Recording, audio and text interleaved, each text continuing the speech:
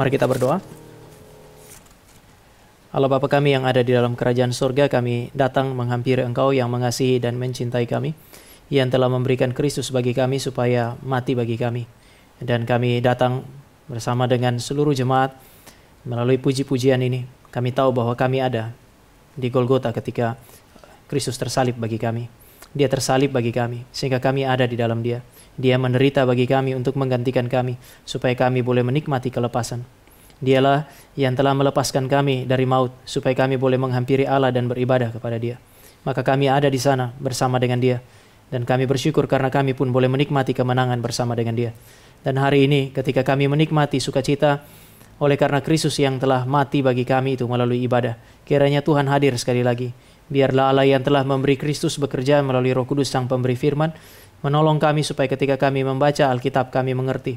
Dan ketika kami mengerti, Tuhan menolong kami supaya Roh Kudus menggerakkan hati kami menjadi pelaku firman. Berbelas kasihan bagi kami semua, baik hamba Tuhan yang menyampaikan firman maupun jemaat yang membaca bersama-sama dan mendengarkan. Kiranya tangan Tuhan menyertai kami semua. Di dalam nama Tuhan Yesus kami berdoa. Amin. Selamat pagi Bapak Ibu Saudara yang kekasih dalam Tuhan. Mari kita buka Alkitab kita dari Injil Lukas pasal yang ke-22. Kita baca bergantian ayat 31 sampai dengan 38. Injil Lukas pasalnya yang ke-22. Kita bergantian membaca 31 sampai 38. Saya mulai dari 31. Simon, Simon, lihat iblis telah menuntut untuk menampi kamu seperti gandum.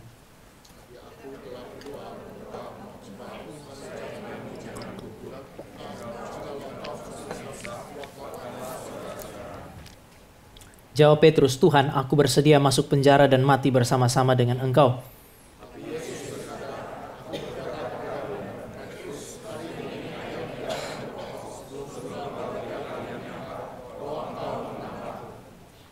Lalu ia berkata kepada mereka, ketika aku mengutus kamu dengan tiada membawa pundi-pundi, bekal, dan kasut, adakah kamu kekurangan apa-apa?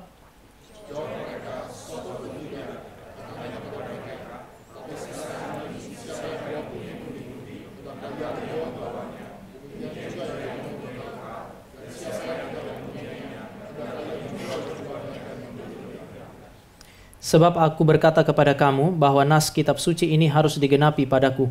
Ia akan terhitung di antara pemberontak-pemberontak, sebab ada yang tertulis tentang aku. Sebab apa yang tertulis tentang aku sedang digenapi.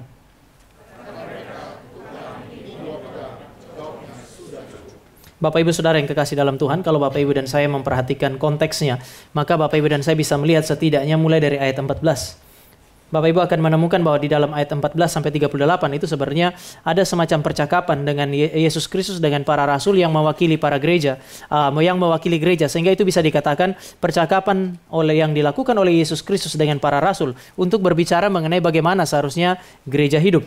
Kalau kita lihat di dalam ayat 14 sampai 23, di situ Yesus yang pernah berkata, aku akan mendirikan gerejaku, duduk bersama dengan para rasul. Sekali lagi, hari itu para rasul adalah bukan hanya gereja mula-mula, tetapi mereka adalah perwakilan dari gereja hari ini.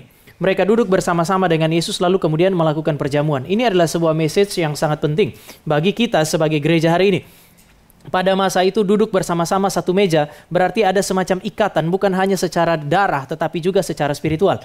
Oleh sebab itu Bapak Ibu dan saya bisa lihat ketika Petrus lagi duduk bersama dengan orang-orang non-Yahudi makan sama-sama, lalu kemudian Paulus dan orang Yahudi datang, Petrus menghindar. Petrus meninggalkan itu. Kenapa? Karena kalau orang dilihat dari sudut pandang orang Yahudi, mereka akan bilang, oh berarti kamu bersekutu bukan hanya secara lahiriah tetapi juga secara spiritual dengan mereka.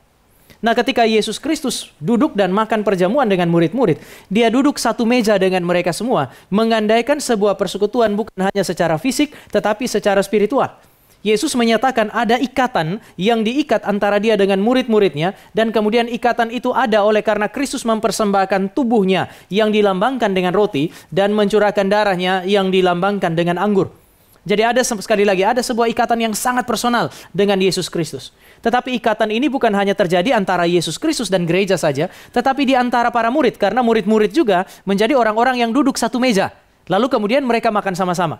Maka ikatan di dalam gereja adalah ikatan antara umat Allah dengan Kristus dan ikatan antara satu umat Allah dengan umat Allah lainnya. Ini disimbolkan dengan satu meja di mana para murid itu kemudian duduk bersama-sama.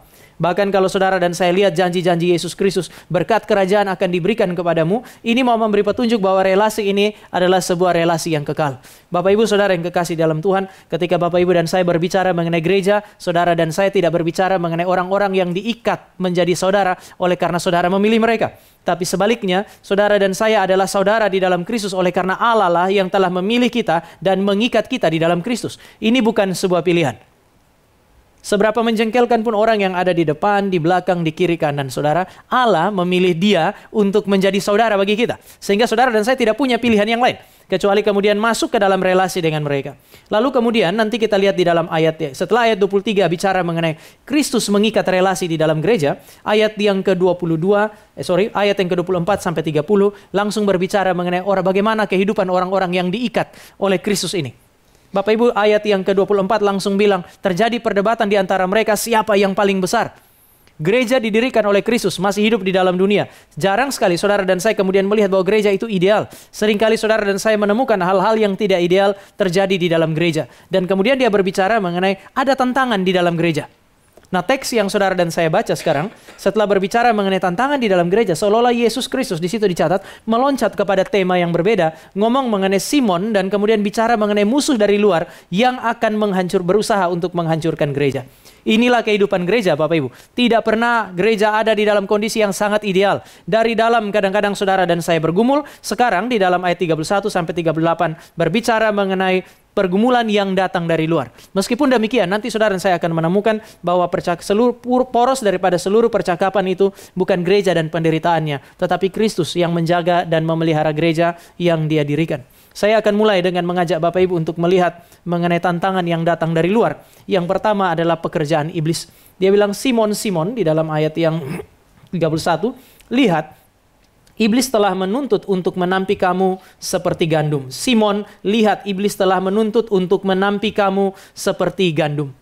Yesus seolah-olah mau bilang bahwa memang dari awal iblis itu berhasrat untuk menggagalkan dan menghancurkan semua rancangan baik Tuhan. Kalau Allah itu mengasihi saudara dan saya sebagai gereja, mendirikan gereja untuk apa? Untuk menjadi berkat bagi dunia, supaya kerajaan Allah ditegakkan di dalam dunia melalui engkau dan saya sebagai gereja, supaya engkau dan saya memuliakan Allah, maka Allah mendirikan gereja dan gereja menjadi objek cinta kasih Allah, maka yang menjadi objek cinta kasih Allah selalu menjadi objek permusuhan iblis. Sekali lagi, semua yang menyebut diri sebagai anak-anak Allah yang dikasihi oleh Allah, pada saat yang sama seharusnya mereka sadar bahwa mereka adalah objek permusuhan daripada iblis. Pendeta Stephen Tong itu berulang-ulang mengatakan bahwa di dalam seluruh alam semesta ini, yang menjadi pusat perhatian Allah adalah bumi ini. Lalu kemudian dia bilang di dalam bumi ini yang diperhatikan oleh Allah adalah umat manusia. Di tengah-tengah umat manusia yang paling diperhatikan oleh Allah adalah gereja. Di dalam gereja yang paling diperhatikan oleh Allah adalah umat pilihan Allah. Allah memberikan hatinya kepada umat pilihannya, kepada saudara dan saya sebagai gereja. Tetapi karena iblis tahu bahwa Allah sangat mengasihi saudara dan saya, maka dia akan berusaha untuk menghancurkan apa yang paling dikasihi oleh Allah untuk melukai hati Allah. Saudara dan saya bisa lihat misalnya, mari kita lihat sebentar Matius pasal yang ketiga.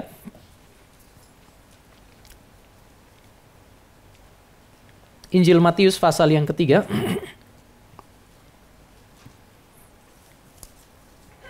Saya baca ayat yang ke-17, lalu kemudian Bapak Ibu membaca Matius pasal 4 ayat yang pertama.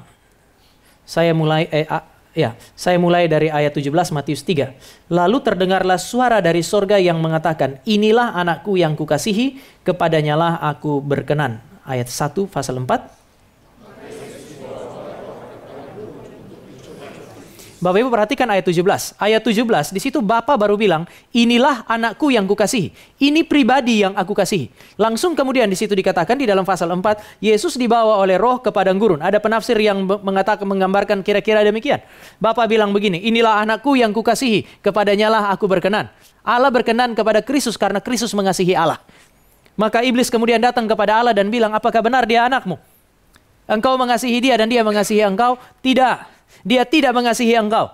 Sekarang untuk membuktikan dia mengasihi engkau atau tidak, biarkan saya datang dan mencobai engkau. Lalu Allah mengutus Roh Kudus memimpin Yesus Kristus ke padang gurun untuk dicobai oleh iblis. Iblis berusaha untuk menghancurkan gereja. Iblis sudah mulai dengan berusaha untuk menghancurkan sang kepala gereja. Karena dia tidak dapat menggagalkan atau menghancurkan sang kepala gereja. Wahyu pasal 12 sampai dengan pasal 13. Maka dia mengarahkan seluruh permusuhan, mengarahkan seluruh kekuatannya untuk menghancurkan gereja. Oleh karena itu maka Tuhan Yesus kemudian memberi peringatan, Simon, Simon, hati-hatilah, lihatlah, setan sudah menuntut untuk menampi engkau. Bapak Ibu, kata menuntut berarti memohon atau meminta. Masih ingat kisah Ayub, Bapak Ibu? Kan kisahnya kira-kira sama. Yang diperhatikan oleh Allah, itu Allah sepertinya cari gara-gara dengan minta iblis perhatikan juga. Dari mana engkau iblis? Oh, saya baru habis keliling dunia ini. Harusnya kan selesai di situ. Tuhan itu seperti cari masalah kan ya. Kalau kamu memang mengelilingi dunia, dari semua yang kamu lihat, apakah engkau lihat hambaku Ayub? Dia adalah orang yang benar, orang yang setia. Kalau Tuhan nggak mancing begini, nggak ada masalah sebenarnya dalam kisah Ayub. Jadi sebenarnya yang mulai ini siapa? Kan iblis keliling dunia, dia tahu, dia juga nggak terlalu pusing. Tapi Tuhan bilang, saya perhatikan dia. Kamu tidak bisa tidak perhatikan dia. Maka kemudian iblis kemudian mengarahkan perhatiannya. Lalu iblis bilang begini, oh iya, memang dia setia sama kamu. Tapi kan dia setia karena dia mendapat segala sesuatu. Sekarang izinkan saya pergi. Saya ambil segala sesuatu dan kita akan lihat apakah dia masih mengasihi engkau atau tidak. Dan ini kan dilakukan beberapa kali. Setelah Ayub menang di babak pertama, iblis datang sekali lagi. Kemudian Ayub bertahan di situ, iblis datang lagi. Saudara akan menemukan bahwa ya di dalam perjalanan ini Allah begitu mengasihi Ayub, lalu kemudian iblis datang dan kemudian seperti meminta kepada Allah supaya Allah mengizinkan dia bisa mencobai Ayub. Bapak Ibu dan saya akan selalu menghadapi situasi yang kayak begini. Dengan segala macam cara, iblis akan berusaha untuk menghancurkan gereja, berusaha untuk menghancurkan saudara dan saya. Ini musuh yang datang dari luar untuk menghancurkan gereja secara personal maupun gereja secara komunal. Tetapi Bapak Ibu, kata menuntut ini juga menjadi penghiburan bagi saudara dan saya. Kalau menuntut berarti meminta, menuntut juga berarti memohon supaya dia bisa mencobai. Itu berarti tidak ada pencobaan yang dilakukan oleh iblis yang dapat dilakukan dari dirinya sendiri tanpa izin dari Allah. Kalau Allah bilang tidak, maka iblis tidak pernah bisa menyentuh Ayub. Kalau Allah berkata tidak, maka iblis tidak dapat melakukan apapun terhadap saudara dan saya sebagai gereja. Sehingga kalau saudara dan saya hari ini ada di dalam pergumulan yang hebat, dan kadang-kadang saudara dan saya meragukan Tuhan, ketahuilah bahwa kondisi itu tidak akan mungkin terjadi kalau Allah tidak pernah berketetapan untuk mengizinkan itu terjadi. Tapi Allah yang mengizinkan ini adalah Allah yang baik, Allah yang bijaksana. Dia punya rencana yang baik bagi saudara dan saya ketika dia mengizinkan kita berhadapan dengan pergumulan-pergumulan yang paling berat, pergumulan-pergumulan yang hebat di dalam kehidupan saudara dan saya. Iblis menuntut, tetapi dia hanya bisa melakukan jika Allah mengizinkannya. Tetapi Tuhan Yesus bilang, iblis menuntut supaya bisa menampi engkau seperti gandum. Bapak Ibu, istilah menampi bicara mengenai goncangan yang sangat hebat. Sebenarnya kalau kita yang datang dari kampung, kalau lihat mak-mak menampi itu kan, ya bapak-bapak juga bisa lah ya. Kemudian apa namanya itu? Saya dari tadi cari-cari, bahkan saya cari di internet. Nampan, ya, saya ingat wajan, gitu ya. Nampan kemudian kalau ditaruh situ beras supaya dipisahkan dari sekam, kan dia bukan hanya diayak itu. Ada masa itu seperti diayak, tapi ada masa itu seperti dibuang supaya angin datang lalu tiup sekamnya, lalu jatuh lagi, berasnya itu ke tempat, ke nampannya itu. Itu pekerjaan. Ketika bicara mengenai menuntut untuk menampi, iblis sementara datang mendekati Allah, meminta supaya dia menghasilkan semacam goncangan yang sangat dahsyat di dalam kehidupan saudara dan saya. Ada seorang penulis ketika menafsirkan Yakobus bicara mengenai pencobaan. Kata itu berat bicara mengenai sebuah goncangan yang dahsyat yang terjadi secara tiba-tiba. Tidak dapat diantisipasi. Bahkan itu adalah sebuah cobaan yang mungkin terjadi secara beruntun. Berapa kali saudara dan saya mengalami, belum selesai satu masalah, datang lagi satu masalah. Sampai kemudian kita tanya-tanya, Tuhan ini sebenarnya ada atau tidak? Tapi ini yang sementara dibicarakan. Kamu akan menghadapi tantangan yang sangat sulit dan terjadi secara beruntun. Itu akan menggoncang imanmu karena biasanya kamu tidak siap. Bapak Ibu, iblis itu tidak akan kasih tahu kita kapan dia datang. Tetapi bersyukur Allah itu minta Petrus berjaga-jaga. Tuhan itu begitu mengasihi Simon Petrus dan teman-teman. Waktu dia bilang menampi kamu, kata kamu itu plural Bapak Ibu. Memang dia ngomong dengan Petrus, tapi waktu dia bilang kamu itu mereka semua. Ini berbicara mengenai saudara dan saya. Kita harus senantiasa berjaga-jaga karena iblis akan datang di dalam waktu yang tiba-tiba. Dia melakukannya secara beruntun. Dia akan berusaha untuk menggoncang iman kita supaya saudara dan saya terjebak di dalam apa yang disebut sebagai amoralitas. Sama seperti dia menuduh Yesus Kristus, dia akan tuduh Bapak Ibu dan saya. Dia akan bilang, coba lihat jemaat Cikarang itu. Maju sekali mungkin. Atau Pak Palti itu baik sekali. Dia baru habis jadi liturgis.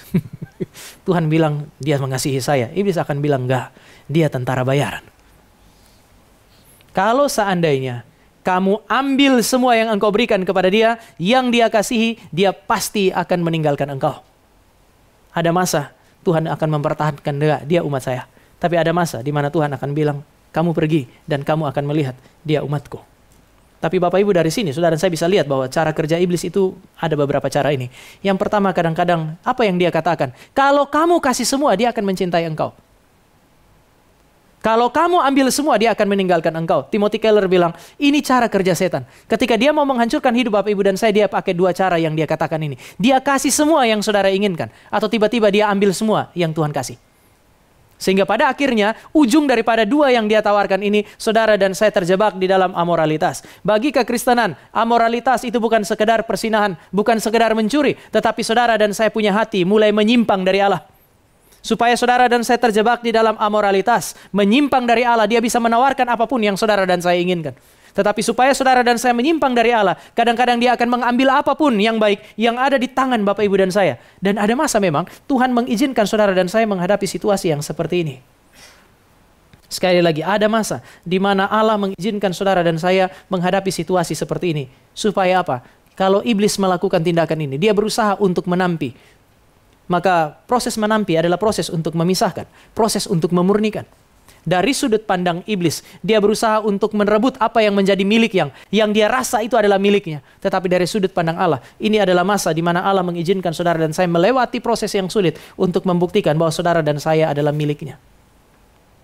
Saya tidak tahu apa yang menjadi pergumulan Bapak Ibu hari ini, tetapi semua orang Kristen punya pergumulan sendiri-sendiri. Kalau hari ini Bapak Ibu tidak bergumul, tunggu saja, pasti dia datang. Tetapi kalau seandainya sudah tiba waktunya bagi Bapak Ibu untuk bergumul, ingat baik-baik bahwa dua pribadi ini selalu bekerja pada satu momen yang sama. Ketika Daud menghitung tentaranya, di situ dikatakan Allah marah kepada Israel, Allah membujuk Daud untuk menghitung orang Israel.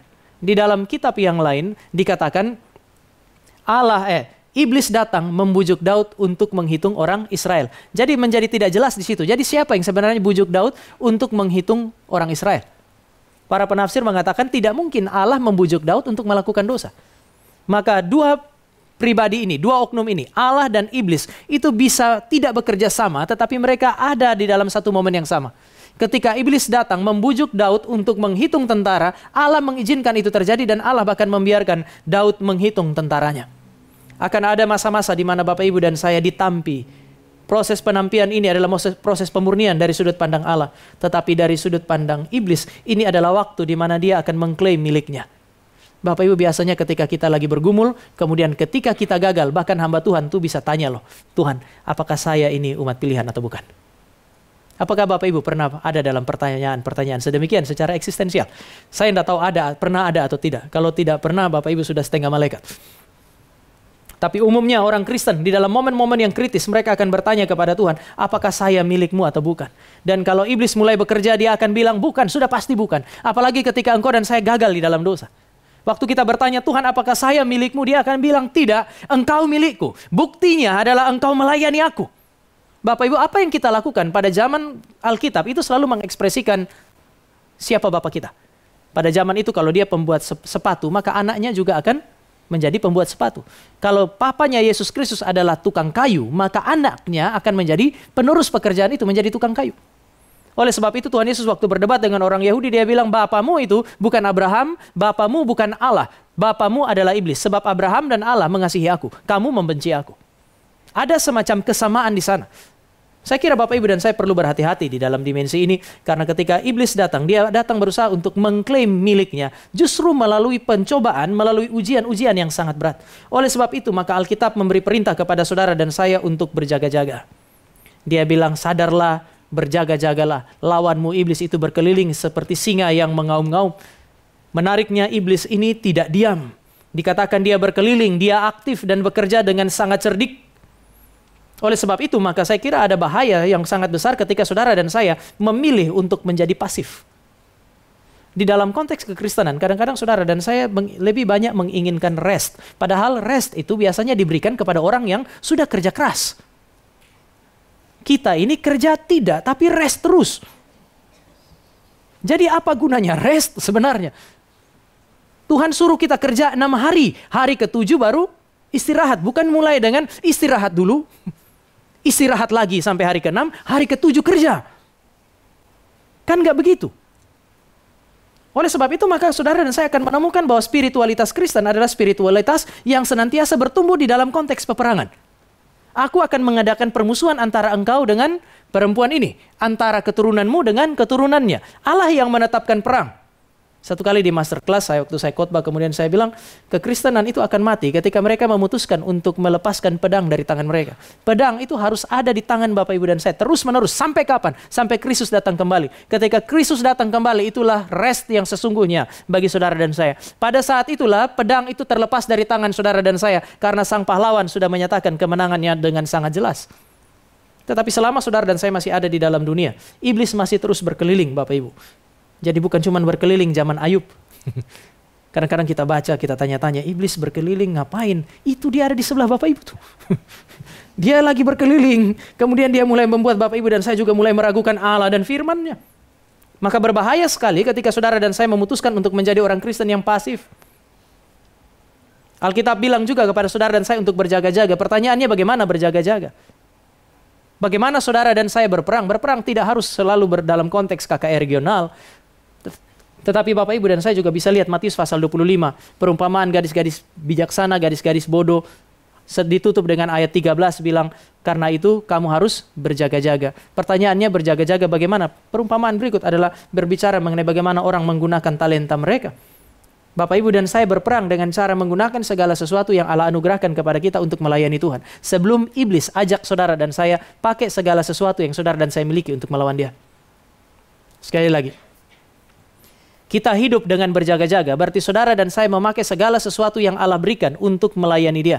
Sebelum iblis datang dan kemudian membujuk saudara dan saya, mengarahkan saudara dan saya menggunakan segala sesuatu yang Allah berikan untuk melawan Allah.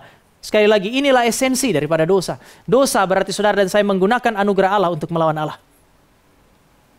Dan ini adalah suatu kondisi yang sangat mengerikan. Allah bilang berjaga-jaga. Tuhan Yesus bilang, lihat Petrus, iblis sudah datang. Artinya, lihat, musuh sudah ada di depan. Kamu harus bersiap-siap sekarang. Tapi pertanyaannya sekarang adalah, memang Allah memperingatkan saudara untuk berjaga-jaga. Pertanyaannya, siapa sih di antara Bapak Ibu dan saya yang bisa terus berjaga-jaga? Alkitab memberi petunjuk. Pertama dia bilang, ada musuh yang datang berusaha untuk menghancurkan gereja. Lalu kemudian ada perintah, lihat, perhatikan baik-baik. Lihat kerjanya, antisipasi semua itu. Tapi apakah Petrus bisa? Enggak bisa. Dan Allah mengakui, dan ini poin yang kedua, bahwa gereja yang didirikannya adalah gereja yang rapuh pada dirinya sebenarnya. Kata Simon, Simon 2 kali. Tuhan Yesus bilang, Simon, Simon. Ini bicara mengenai tindakan Kristus untuk menarik perhatian Petrus dan teman-temannya. Bahwa ada satu situasi yang sangat serius. Iblis sementara datang untuk menghancurkan. Maka tadi saya bilang kata kamu itu bersifat plural. Kamu adalah objek serangan iblis. Memang Petrus adalah, mau bilang sasaran utamanya. Hari itu Petrus kan orang yang bisa dikatakan pemimpin lah. Di antara murid-murid. Di antara mereka yang 12, dia yang paling sering tampil lebih dulu untuk berbicara. Dia juru bicaranya, bisa dikatakan dia pemimpinnya. Di antara mereka yang sejajar ini, dia ditetapkan atau dia dipilih sebagai pemimpin. Dia juga orang yang cukup berani. Bapak Ibu, ketika Yesus ditangkap, itu bahkan dikatakan ada yang lari dengan telanjang. Mereka semua begitu ketakutan. Tetapi ada satu orang yang masih, meskipun sembunyi-sembunyi, masih datang mengikuti sampai kepada halaman tempat Yesus Kristus itu diadili. Dan itu adalah Petrus. Cukup berani orang ini sebenarnya. Kan ada resikonya. Kalau ada orang tahu bahwa dia murid Kristus, dia akan ditangkap. Itu sebab dia menyangkali kan. Ketika ada perempuan datang dan tanya, kamu kan salah satu dari mereka. Kalau dia bilang, iya, habis dia hari itu. Dia juga akan ditangkap. Mungkin dia akan diperlakukan sama dengan gurunya. Ada resiko. Yang lain lari meninggalkan Yesus Kristus. Petrus itu masih berjalan, kemudian mengikuti dari belakang untuk melihat apa yang terjadi. Tetapi dia adalah pemimpin mereka. Maka kalau dia yang dihancurkan, mungkin moralitas daripada murid-murid yang lain juga akan hancur. Iblis tahu siapa yang harus dipukul. Kalau dia sudah pukul guru, di antara yang tersisa, siapa yang harus dihabisi? Petrus. Maka Tuhan Yesus berbicara kepada Petrus, tetapi ketika dia bilang menampi kamu plural, dia menampi kamu semua. Tetapi Petrus, kamu berhati-hati karena kamu adalah objek serangan yang paling utama. Kamu sasaran tembak yang paling pertama. Persoalannya, kamu itu Simon. Kalau bilang Petrus itu kan ya, oke, memang kerikil, tetapi itu sesuatu yang solid. Dia berbicara mengenai engkau adalah Simon. Simon, ciptaan yang rapuh. Dia bukan berbicara mengenai orang yang stabil. Ini bicara mengenai natur Petrus secara internal. Berbicara mengenai natur saudara dan saya. Pada dasarnya kita semua adalah ciptaan yang rapuh. Sehebat apapun, bertumbuh secara spiritual hari ini di dalam gereja. Sepesat apapun pertumbuhan itu. Saudara dan saya adalah orang-orang yang rapuh. Pada dasarnya saudara dan saya adalah orang yang rapuh. Tetapi bahaya terbesar dalam hidup saudara dan saya, itu bukan karena saudara dan saya rapuh. Bahaya terbesar dalam kehidupan saudara dan saya adalah ketika saudara dan saya itu tidak sadar bahwa kita rapuh. Sekali lagi, kita nih rapuh. Itu sudah natural, pada dasarnya kita rapuh. Kita ini kan diciptakan dari debu tanah, bukan dari debu emas. Bapak Ibu bayangkan ya, ketika Tuhan menciptakan itu sudah jelas kita nih rapuh. Tuhan menciptakan saudara dan saya dari debu tanah. Segala yang lain itu Allah berfirman jadi. Kita manusia dicipta dari mana? Dari debu tanah. Dia ambil dari ciptaan yang jadi, baru kemudian dia jadikan kita. Keistimewaan kita adalah ketika dia menghembuskan nafasnya kepada ciptaan yang datang dari debu tanah ini, dan ciptaan ini menjadi hidup karena hembusan nafas Allah. Tetapi pada dasarnya manusia itu rapuh. Oleh sebab itu maka Alkitab juga bilang, laki-laki membutuhkan penolong, demikian juga perempuan membutuhkan penolong. Maka secara natural, bahkan sebelum kejatuhan, ciptaan ini adalah ciptaan yang rapuh. Setelah saudara dan saya jatuh, kita juga adalah ciptaan-ciptaan yang rapuh. Persoalan terbesar adalah kalau saudara dan saya tidak sadar bahwa kita rapuh. Adam itu kan butuh proses untuk sadar bahwa ada yang kurang sama dia. Dia ciptaan yang mulia. Semua baik-baik saja. Tuhan yang lihat tidak baik dia sendirian. Lalu kemudian Tuhan izinkan dia kasih nama kepada binatang. Setelah dia kasih nama binatang, berarti dia memperhatikan binatang itu. Semua binatang ada pasangannya. Setelah dia habis kasih nama semua, baru dia mulai sadar. Kok gua mereka semua enak ya punya pasangan, kecuali saya. Baru Alkitab bilang setelah dia memberi nama, lalu dia sadar bahwa tidak ada yang sepadan dengan dia. Setelah Tuhan bawa yang sepadan dengan dia untuk menjawab apa yang disebut sebagai pergumulan dengan kerapuhan, maka dia bersyukur kepada Tuhan. Sekali lagi, sebelum jatuh pun manusia adalah ciptaan yang rapuh. Apalagi setelah saudara dan saya mengalami kejatuhan. Maka persoalan terbesar itu bukan saudara dan saya rapuh. Persoalan besar adalah ketika saudara dan saya tidak sadar bahwa kita rapuh. Dan orang Kristen yang dekat dengan Tuhan, hati-hati di dalam dimensi ini. Sekali lagi, murid-murid ini kan bukan orang yang 1 minggu sekali ketemu Tuhan Yesus. 3,5 tahun mereka lebih banyak sama-sama dengan Tuhan Yesus. Sangat dekat relasi mereka dengan Tuhan. Tetapi mereka tetap orang-orang yang rapuh. Ketika mereka mengalami pergumulan pada masa itu, Allah selalu ada melalui Kristus untuk menopang dan menjawab semua pergumulan. Waktu mereka lapar, Yesus pakai 5 roti 2 ikan, kasih makan banyak orang. Mereka makan masih pikul 12 bakul. Artinya mereka terus menikmati kelimpahan. Mereka terus menikmati apa yang disebut sebagai pemeliharaan daripada Allah. Tapi hati-hatilah, karena kalau saudara dan saya yang rapuh ini terus menerima mujizat Allah, yaitu pemeliharaan, lama-lama mujizat terlihat sebagai sesuatu yang biasa. Mujizat itu mujizat karena dia terjadi jarang-jarang. Tetapi kalau sudah terus terjadi, itu terlihat sebagai sesuatu yang natural. Dia terus menopang hidup saudara dan saya. Kita akan rasa memang saya bertahan seperti ini karena saya. Maka ada masa memang Tuhan mengizinkan saudara dan saya menghadapi situasi-situasi tertentu yang membuktikan bahwa memang kita rapuh. Kenapa? Karena persoalan terbesar di dalam kehidupan saudara dan saya adalah seringkali kita tidak sadar kita rapuh. Kenapa? Karena Tuhan terlalu baik. Sedikit-sedikit dia tolong. Akhirnya bukan Allah yang perkasa, kita pikir kita yang perkasa. Maka ada masa dia tarik tangannya dan saudara dan saya harus berhadapan dengan pergumulan-pergumulan yang tertentu. Tetapi sebagai orang-orang yang rapuh, yang kadang-kadang tidak sadar bahwa kita rapuh, Tuhan tuh beri anugerah melalui sejumlah peringatan. Tuhan Yesus bilang, Simon, lihat iblis sudah berdiri di depan. Artinya Yesus memberi peringatan kepada Petrus yang pikir bahwa dia baik-baik saja. Bapak Ibu, Petrus kan pikir dia baik-baik saja kan ya? Ketika Tuhan bilang, iblis sudah berusaha untuk menampi engkau. Saya sudah berdoa supaya nanti ketika kamu bangkit, atau kamu bangkit, kamu kuatkan teman-temanmu. Artinya Yesus mengandaikan dia pasti jatuh. Petrus bilang apa? Tuhan tenang aja.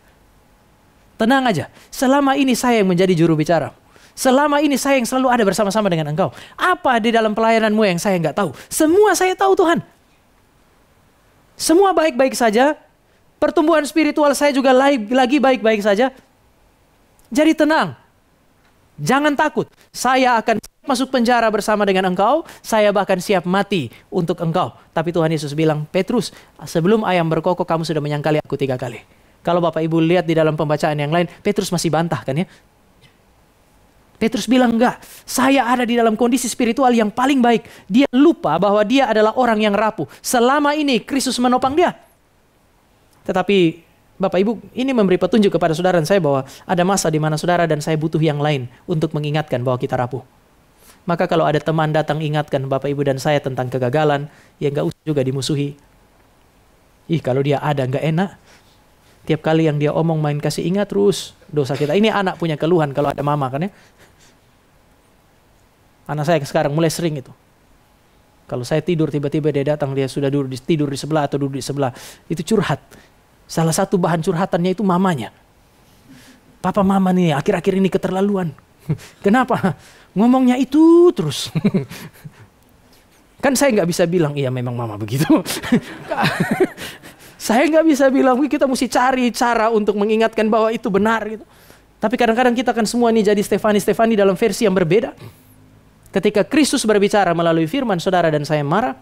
Ketika orang lain diutus oleh Allah untuk berbicara mengenai ketidakpedulian kita terhadap kerapuhan kita, seringkali saudara dan saya juga menolak itu kan.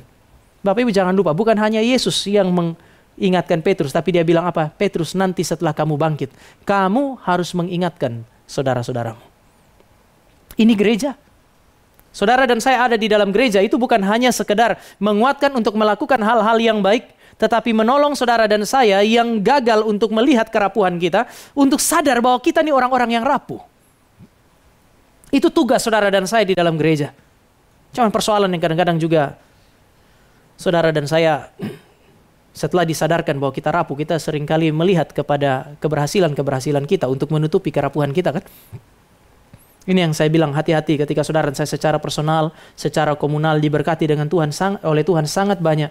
Sehingga secara spiritual rasanya pertumbuhan spiritual kita, personal, komunal itu baik. Ada banyak berkat yang dia berikan. Itu tidak jahat sih. Cuman kadang-kadang itu membuat Bapak Ibu dan saya sulit untuk menyadari bahwa sebenarnya kita rapuh.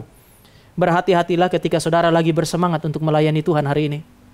Berhati-hatilah ketika saudara punya komitmen untuk mengikuti Tuhan itu sedang berapi-api. Berhati-hatilah ketika cinta kepada Allah itu sedang membakar hati Anda hari ini. Berhati-hatilah. Karena mungkin itu akan menutup mata saudara. Membuat saudara tidak sadar bahwa saudara rapuh. Ataupun mungkin kita sadar bahwa kita rapuh, tetapi semua yang terlihat mulia ini dipakai untuk membungkus kerapuhan kita. Seolah-olah tidak ada masalah dengan kita.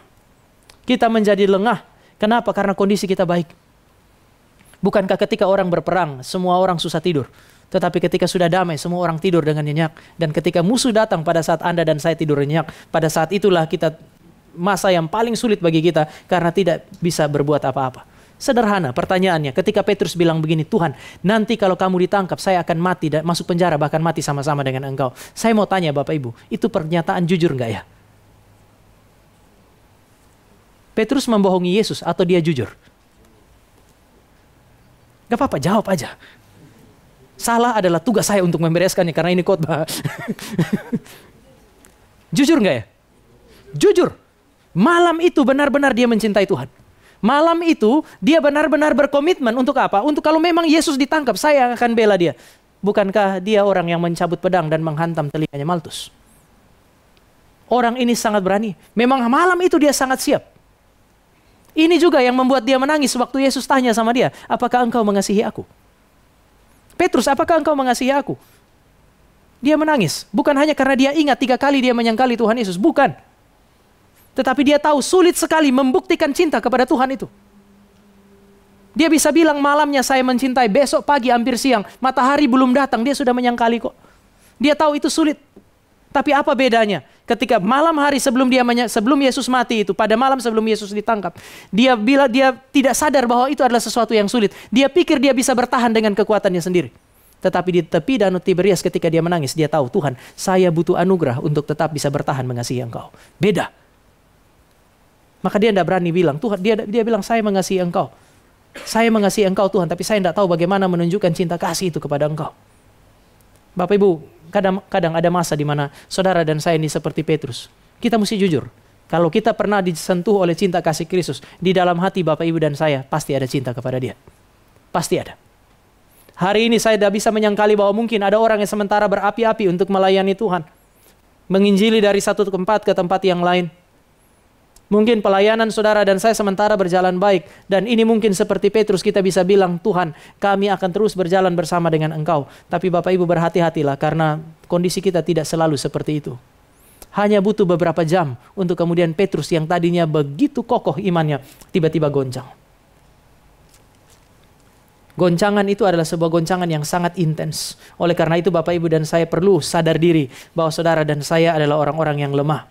Orang Kristen tidak boleh menjadi orang-orang yang terlalu overconfidence. Merasa diri kuat karena spiritualitas lagi baik, semua lagi baik-baik saja. Komunitas semuanya baik. Hati-hati, saudara tidak boleh merendahkan, melakukan apa yang disebut sebagai underestimate terhadap siapa? Terhadap iblis dan cobaan yang dia kerjakan. Saudara dan saya harus menjadi orang-orang yang sadar bahwa di satu sisi saudara dan saya mencintai Tuhan, tetapi kita adalah orang-orang yang rapuh. Dalam pelayanan kepada Tuhan, dalam relasi dengan Tuhan, dekatilah Tuhan dengan takut dan gentar, Bapak Ibu. Kenapa? Bukan karena dia akan menolak Bapak Ibu, tetapi besar kemungkinan saudara dan saya bisa menolak dia karena kita terlalu rapuh. Bapak Ibu, ketika Petrus bangkit nanti, Petrus bangkit, Petrus menang setelah dia melewati proses yang sulit itu. Petrus pada akhirnya bangkit dan melayani Tuhan. Tapi saudara dan saya mesti ingat, Petrus bangkit bukan karena dia kuat. Petrus bangkit karena Kristus mendoakan dia. Sekali lagi, nanti setelah ini, saudara dan saya akan baca cerita yang menyakitkan. Ujung akhirnya sangat menyenangkan karena Petrus kemudian melayani Tuhan. Tapi ingat baik-baik, Petrus tidak bangkit karena pertama-tama dia bertobat. Tidak. Petrus bangkit karena Kristus mengasihi dia. Dan Kristus sudah bilang, aku akan mendoakan engkau. Bapak Ibu perhatikan cerita itu. Aku sudah berdoa supaya kamu nanti bangkit. Artinya dia pasti jatuh. Lalu kamu akan menguatkan saudara-saudaramu. Proses di tepi danau Galilea itu juga sama kan ya. Ketika Tuhan Yesus bilang, kamu gembalakanlah domba-dombaku. Ketika Petrus sudah tidak berdaya dan tidak bisa berbuat apa-apa. Saya kira saudara, saya mesti lihat berapa kali saya bilang di tempat ini. Menarik itu. Begitu ayam berkokok, Petrus ingat dia lihat kepada Yesus. Yesus lagi lihat dia. Maka Alkitab bilang ketika dia melihat kepada Yesus, Yesus sementara melihat dia. Yesus tahu kapan ayam akan berkokok. Dia tahu bahwa Petrus pasti akan ingat dan melihat dia. Kenapa? Karena dia sudah mendoakan Petrus. Petrus pasti kembali. Salah satu hamba Tuhan kita, dia tulis di media sosialnya dia, Petrus dan Yudas sama-sama mengkhianati Yesus. Petrus kembali bukan karena dia bertobat. Petrus kembali karena Yesus mendoakan dia sehingga dia bisa bertobat. Kalau Yesus tidak pernah mendoakan dia, dia tidak akan pernah bertobat. Oleh sebab itu Tuhan Yesus bilang begini, semua yang engkau berikan kepadaku, aku jaga, tidak ada yang hilang. Kecuali dia yang telah ditentukan untuk binasa, itu pertama. Lalu Tuhan Yesus bilang, bukan untuk dunia aku berdoa, tapi untuk mereka aku berdoa. Dia berdoa untuk yang mana? Yang 11 itu, kecuali yang satu ini. Bapak, Ibu, dan saya membutuhkan doa. Kita bukan hanya butuh doa dari orang lain, tapi saudara dan saya butuh doa yang daripada Yesus Kristus yang membela saudara dan saya. Seperti di atas kayu salib dia bilang apa? Ya Bapa, ampunilah mereka karena mereka tidak tahu apa yang mereka perbuat. Saudara bisa lihat kisah-kisah seperti ini sebagai ekspresi daripada cinta kasih Tuhan bagi kita. Dan dengan demikian ada pengharapan kok. Pengharapan itu tidak membuat Bapak, Ibu, dan saya kemudian karena saya dikasihi oleh Tuhan, didoakan oleh Tuhan, ini kesempatan saya akan melawan dia. Tidak kan ya? Tetapi lihatlah cinta kasih Allah. Bahkan ketika Kristus ada di atas kayu salib, di tengah-tengah penderitaan dia yang paling hebat, dia masih ingat kita. Lalu kemudian dia bilang, ampuni mereka. Karena mereka tidak tahu apa yang mereka perbuat. Saya kira hal-hal seperti ini harusnya menjadi peringatan bagi kita. Bahwa kasih Tuhan itu adalah kasih yang begitu kuat. Sehingga dia bisa tetap menjangkau dan menguatkan saudara dan saya yang rapuh ini. Supaya kita tetap bisa berdiri. Fondasi saudara dan saya bukan hanya firman, tetapi cinta kasih Allah yang kuat itu. Ketiga, yang terakhir Bapak Ibu. Di dalam konteks ini, musuh yang datang dari luar itu bukan hanya iblis, tetapi juga ini berbicara mengenai dunia ini yang ada di dalam permusuhan dengan kita. Dunia memusuhi kita. Mari kita lihat Lukas pasal 22 tadi. Kalau seandainya iblis datang, kita rapuh, biasanya kita datang kepada orang lain untuk menolong kita. Tetapi Tuhan Yesus sudah kasih peringatan itu. Mari kita baca sekali lagi. Saya baca 35, Bapak Ibu baca 36, lalu kita baca sama-sama 37. Saya mulai 35.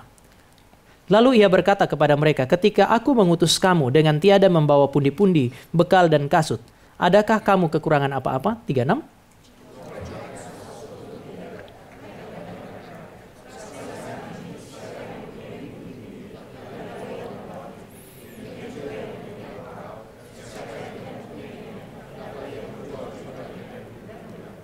Sama-sama. Sebab aku berkata kepada kamu, bahwa nas kitab suci ini harus digenapi kepadaku.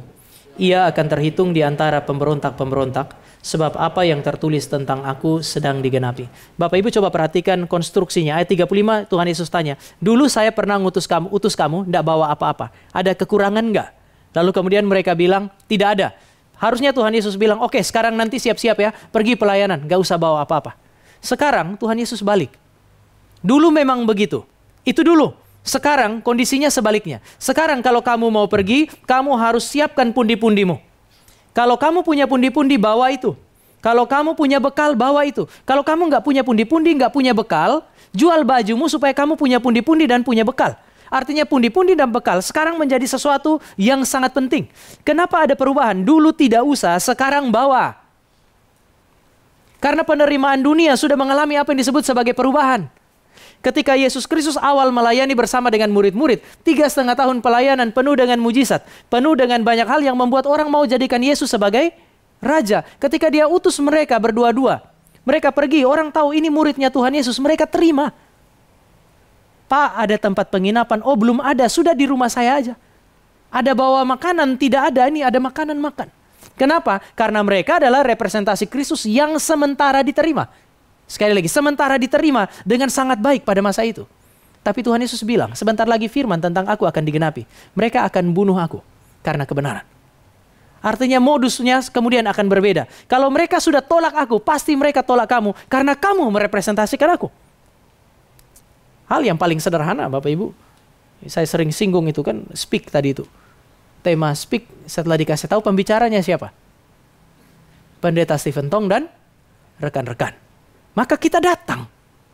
Kalau saudara pergi ke seminar, isinya cuman temanya ada, seminarnya temanya bagus, tapi di bawahnya pembicaranya rekan-rekan doang, nggak ada siapa di situ. Saudara nggak mau datang, ini siapa? Nggak jelas. Ada salah satu hamba Tuhan kita pernah bersharing ya, Bapak Ibu. Di satu tempat yang sama, dia datang 2 kali. Pertama kali dia datang, itu ya dia datang sebagai seorang hamba Tuhan yang orang nggak tahu dia dari mana.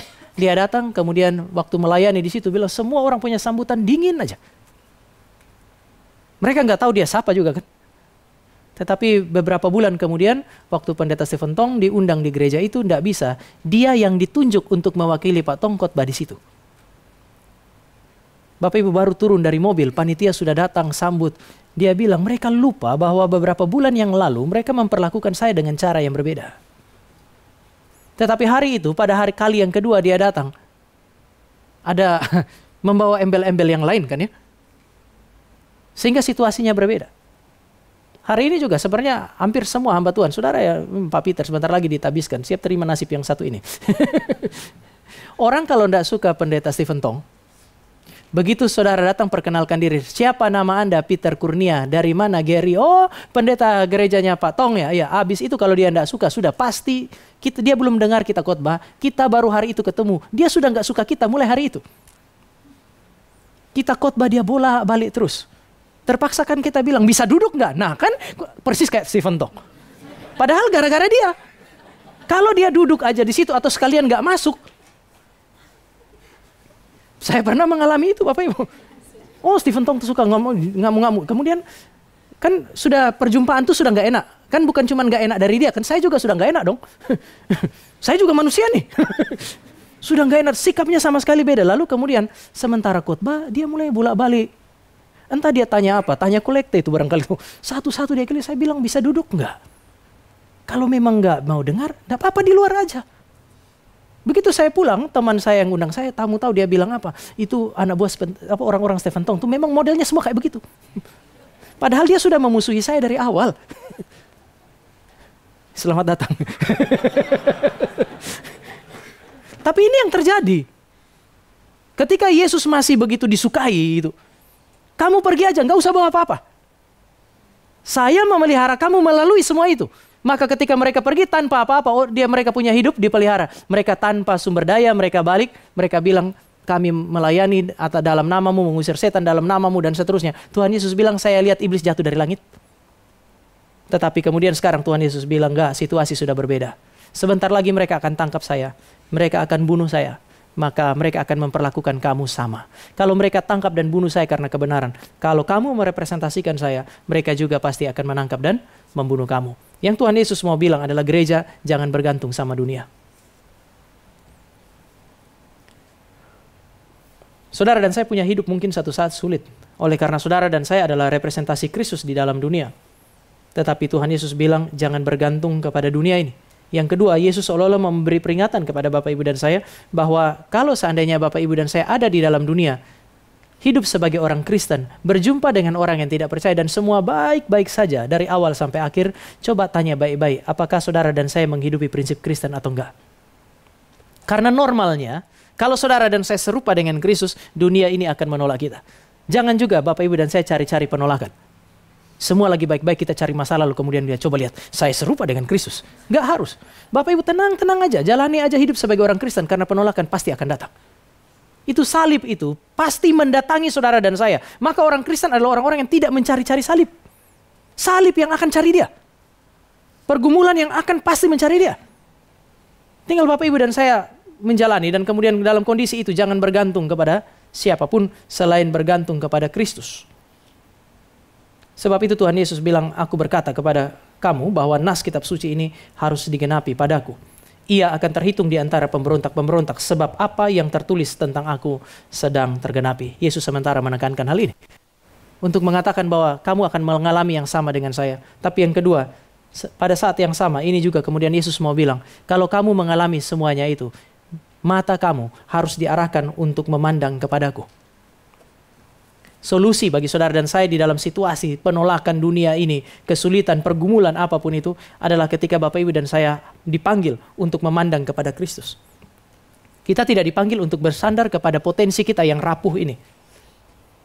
Ketika bergumul, kalau Bapak Ibu, orang pertama yang Bapak Ibu ingat adalah suami, istri, hamba Tuhan, normal. Tetapi pada saat yang sama Bapak Ibu dan saya harus melampaui penglihatan itu. Dan lihatlah kepada Kristus. Itu pengharapan yang paling besar bagi saudara dan saya.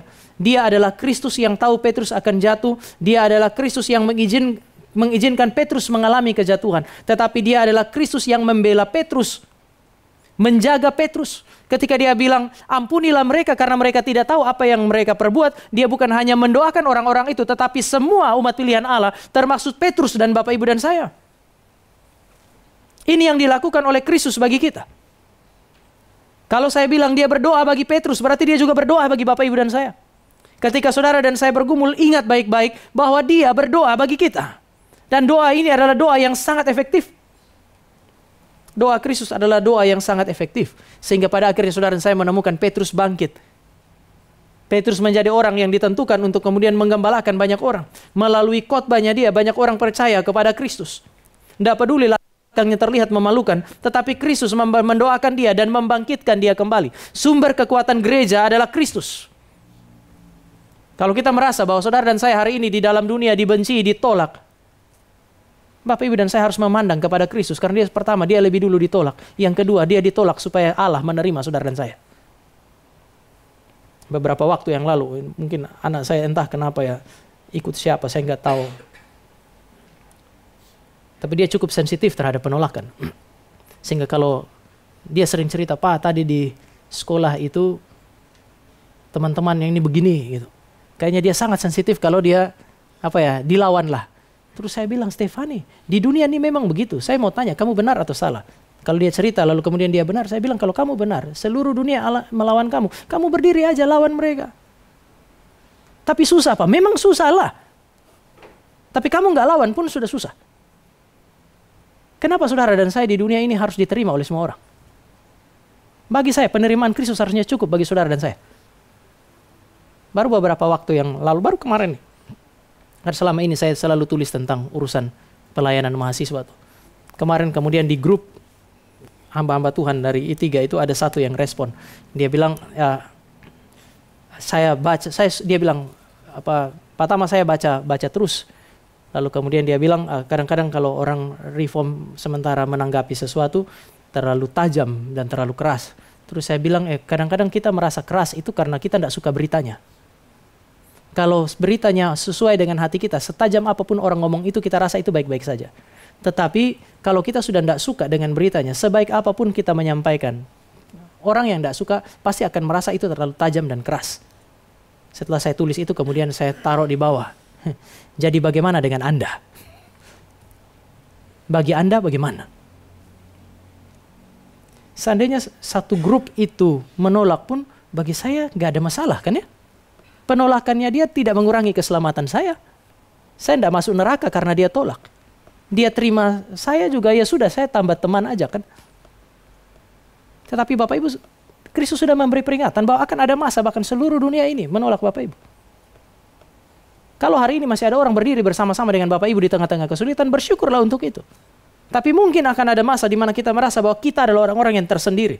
Dalam kondisi itu ingat baik-baik, Kristus pernah tersendiri di atas kayu salib. Supaya Anda dan saya tidak pernah tersendiri sekali lagi. Karena kita bersama dengan Dia. Ini fondasi yang paling kuat bagi orang Kristen hari ini untuk menghadapi segala kesulitan. Maka dia bilang, ingat ketika kamu alami itu, ingat bahwa hari ini adalah hari di mana saya kasih tahu kamu. Waktunya bagi saya sudah dekat, bukan bagi kamu. Kristus berdiri sebagai seorang pembela yang membela orang-orang yang dia kasihi. Pembelaan itu tidak dilakukan dengan pedang. Karena dia bilang, sekarang saya pergi, mereka akan menganiaya kamu. Artinya sudah nggak lagi seperti modusnya, sudah nggak lagi kayak dulu. Nggak lagi. Kristus tidak membela saudara dan saya dengan pedang, tapi pembelaannya dia adalah ketika dia datang, dia menguatkan hati saudara dan saya dengan firman. Dia pakai saudara yang lain untuk menguatkan kita. Kristus tidak mungkin meninggalkan gerejanya. Memang saudara dan saya bisa merasa bahwa kita tersendiri. Karena kadang-kadang yang kita harapkan adalah modus yang pertama. Kehadiran Kristus bersama dengan murid-murid, saya bisa kategorikan dua modus ini. Modus pertama adalah modus di mana Yesus masih diterima sehingga semua baik-baik saja. Bapak Ibu masih ingat ada masa Yesus menyelamatkan mereka melalui mujizat. Waktu Yesus mau dilempar di Betania, di daerah Betania. Kemudian mereka mau lempar dia, Allah bikin mujizat. Lalu kemudian Yesus hilang kan. Waktu Yesus tiba-tiba menghilang dari tengah-tengah mereka, Bapak Ibu, para penafsir mengatakan bukan cuma Yesus, murid-murid pun menghilang bersama dengan Yesus Kristus. Jadi mereka, Yesus ada di mana, mereka ditempatkan di sana. Jadi yang mengalami mujizat bukan cuma Yesus, tapi murid-murid. Kalau hari itu cuma Yesus sendiri yang hilang, Bapak Ibu akan ketemu dalam Alkitab 12 murid sudah mati. Kalau mereka nggak dapat guru, mereka bunuh muridnya. Maka caranya adalah Allah menyingkirkan Yesus Kristus, memindahkan ke tempat lain bersama dengan murid-murid. Ini membuat mereka punya hidup nyaman. Saking nyamannya mereka nggak mau balik lagi. Waktu Tuhan Yesus bilang, mari kita kembali ke Betania. Murid-murid bilang apa? Ya sudah, kalau dia bilang begitu, mari kita pergi mati bersama-sama dengan dia. Sebelum mereka kan approach Tuhan Yesus kan ya. Waktu Tuhan Yesus bilang, Lazarus saudara kita sakit. Sekarang dia sedang tidur, maksudnya Tuhan Yesus mati. Tapi kan sebelumnya Tuhan Yesus sudah bilang mau ke Betania. Murid-murid bilang apa? Tuhan, kalau dia tidur, berarti itu baik. Maksudnya jangan pergi, gak usah pergi lagi Tuhan. Kalau dia sudah tidur bagus. Orang kalau demam, lalu kemudian tidur kan bagus menurut kita. Jangan mereka bilang, ini common sense, dia tidur baik itu. Biarin aja, jangan balik lagi. Kenapa? Karena kalau balik bahaya. Tapi Tuhan Yesus bilang, enggak, saya akan pergi ke Kapernaum. Lalu murid-murid membisik satu dengan yang lain bilang, mari kita pergi dan mati bersama-sama dengan dia. Kenapa? Karena sebelumnya mereka terus alami mujizat. Tapi Bapak Ibu juga nggak usah bilang, murid-murid terlalu. Sama aja, kita nih sama aja. Saya bisa kasih satu contoh sederhana. Katakanlah kita KKR regional ke Papua. Bapak Ibu, sebelum kita saya kasih satu konteks. Saya punya satu teman dulu, anak Papua dari Wamena. Saya tahun kedua, dia tahun pertama. Kami kuliah di I3, saya kuliah tahun kedua, dia tahun pertama. Mahasiswa tahun kedua itu kalau Agustusan, itu mereka adalah panitia yang akan bertugas menjadi panitia Agustusan. Satu sisi itu pekerjaan, di sisi yang lain itu keuntungan. Kenapa? Karena semua yang bertanding pasti mau menang. Lalu dia panitianya kan. Lalu Bapak Ibu, waktu itu angkatannya kami cukup kuat main sepak bola, tapi saingan itu datang dari angkatannya mereka. Salah satu persoalan yang terbesar adalah kawan yang orang Papua ini. Larinya cepatnya setengah mati. Sangat cepat dia lari. Sehingga kita sambil jadi panitia, sambil kita pikirkan, makanya panitia tuh nggak boleh ikut bertanding tuh yang begini-begini kan ya. Kita pikirkan bagaimana menghentikan dia. Akhirnya sambil main, sambil kami perhatikan dia. Dan saya memperhatikan, pernah sekali ada satu teman pinjamkan anak Papua ini sepatu, Bapak Ibu. Dia tidak bisa lari, akhirnya dia buka sepatu. Saya bilang dulu waktu kita main, pakai sepatu dia nggak bisa. Maka sekarang kita bikin aturan, semua pemain sepak bola pakai sepatu. Diwajibkan, dan itu kan kelihatan normal kan ya. Sehingga begitu kami jadi panitia, langsung ditempel situ, diundi, dan pertandingan pertama langsung angkatan mereka lawan angkatan kami. Itu seperti final kepagian. Tapi semua kan pengen menang. Sehingga kami terus mengingatkan, sepanjang jalan kami sudah tahu siapa wasitnya, kan tidak boleh approach wasit, hamba Tuhan. Cuman saya terus ingatkan, ini semua main pakai sepatu ya. Dan waktu main, teman ini mulai kesulitan. Dia mau lari susah. Dia buka sepatunya, wasit tiup sempritannya bilang, pakai. Dia pakai. Akhirnya wasit nggak usah usir dia. Dia memutuskan keluar sendiri. Dia ambil sepatunya, dia banting. Saya nggak main lagi. Ada beberapa teman bilang, sudah main aja, main aja. Tapi juga di dalam hati kami kan, memang itu yang kami inginkan. Dan mereka kalah. Wah, marah sekali. Dia sampai datang bilang, kalian panitia curang. Saya bilang, apa yang curang? Kami melindungi kakimu.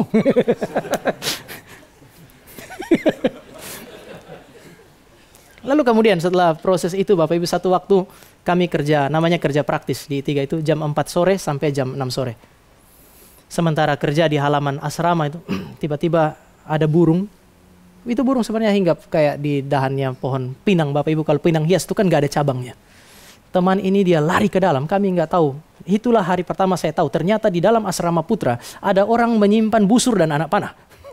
Dia masuk ke dalam, dia keluar hanya dengan satu anak panah dan busur. Sambil lari itu, nggak pakai keker, lari langsung dia lepas itu. Itu burung nancap di pohon pinang dengan panah itu. Dia naik ke atas, dia ambil, dia bakar. Bang, makan bang, makan. Saya makan aja. Tapi minggu-minggu berikut kami kerja dan waktu itu ada 4 orang. Dia, saya, dan 2 teman lain seangkatan saya. Orang Papua kan suka joke, sehingga 2 teman saya terus godain dia. Saya diam aja, saya kerja. Lalu waktu dia ke toilet, 2 teman ini bilang, tumben, biasanya kamu yang mulai. Saya bilang, kalau kamu mau bernasib sama dengan burung yang minggu yang lalu, silahkan. Saya sih enggak ya. Waktu kami ngobrol-ngobrol, dia bilang, ya memang konteks mereka zaman itu tuh, maksudnya mereka sering satu dengan yang lain tuh berperang satu dengan yang lain. Sejak kecil mereka sudah dilatih untuk itu. Mereka dilatih, didesain untuk berperang memang. Bayangkanlah sekarang Bapak Ibu, kita pergi KKR regional di Wamena, di tempat sahabat saya tadi. Lalu tiba-tiba, khas orang Reform, salah satu dari pendeta Bapak Ibu, jangan saya Pak Peter aja, dia bikin masalah sama orang Papua. Bikin masalah, lalu teman-teman itu datang dengan anak panah, mereka datang kejar kita. Karena Tuhan mengasihi seluruh jemaat ini, tiba-tiba kita hilang. Dari tempat itu dipindahkan langsung dalam pesawat, pegang boarding pass masing-masing. Mujizat kan ya? Habis itu setelah semua sudah duduk, pesawat sudah mau terbang, Pak Peter tiba-tiba berdiri di depan. Bapak Ibu, Tuhan menggerakkan saya untuk turun dari pesawat ini dan melayani. Di mana? Di tempat yang tadi. Saya mau tanya, berapa di antara Bapak Ibu yang akan bilang, Pak Peter, mari. Mungkin Bapak Ibu akan bilang, masih ada pendeta Tama, Pak Peter aja yang pergi. Kalaupun harus terpaksa, Bapak Ibu akan bilang, mari kita pergi dan mati bersama dengan dia. Ini yang terjadi dengan murid-murid. Hari itu mereka terlalu banyak menikmati mujizat. Sehingga kesulitan datang. Mereka itu tidak mau. Tapi Tuhan Yesus bilang, sudah tidak ada lagi. Sekarang kamu tidak bisa bilang tidak mau. Kesulitan pasti mendatangi kamu. Tapi ketika kamu mengalami itu, ingat. Pribadi yang termati di atas kayu salib itu adalah pribadi yang telah mengalami seluruh kesulitan yang akan kamu alami. Dialah yang paling tahu untuk menguatkan kamu. Dia adalah pribadi yang mengalami seluruh kesulitan itu supaya satu saat nanti engkau akan menikmati sukacita surgawi yang tidak bisa diambil dari kamu. Mari kita berdoa. Kami bersyukur untuk kasih karunia Tuhan, untuk kebenaran firman yang diberikan kepada kami supaya kami boleh belajar bahwa di dalam dunia kehidupan kami tidak mungkin terlalu nyaman jika kami hidup sesuai dengan kehendak Tuhan. Akan ada masa di mana iblis datang dan berusaha menghancurkan kami. Akan ada masa di mana dunia membenci kami. Tapi kami bersyukur bahwa cinta kasih Kristus terus menyertai kami. Kristus berdiri sebagai pembela, bukan hanya untuk berkata kepada Allah Bapa bahwa kami adalah orang-orang yang harus diampuni dan telah diampuni di dalam Dia, tetapi juga Dia menjaga melindungi kami di tengah-tengah perlawanan iblis dan dunia kepada Allah dan kepada kami. Kami bersyukur karena Dia mengasihi dan mencintai kami. Biarlah ketika kami mengalami kesulitan karena kebenaran, hati kami diarahkan kepada Tuhan kami. Di dalam nama Tuhan Yesus kami berdoa dan kami bersyukur untuk kebenaran firman. Amin.